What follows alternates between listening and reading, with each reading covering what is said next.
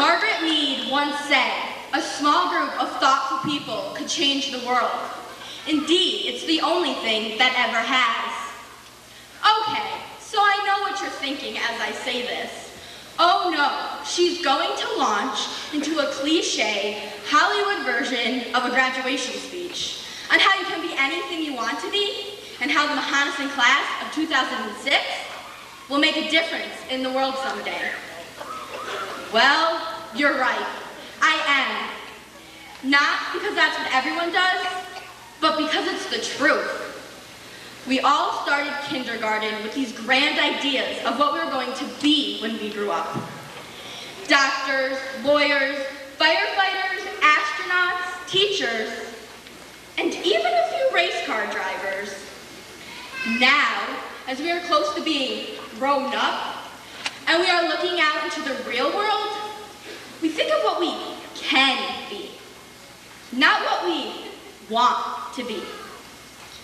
As I look at all of you, my fellow classmates, I see doctors, lawyers, firefighters, astronauts, and maybe even one or two race car drivers.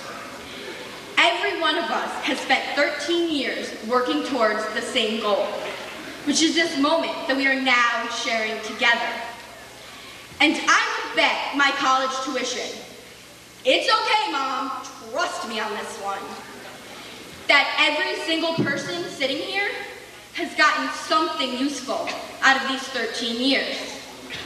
Which brings me back to that point that Margaret Mead made so well.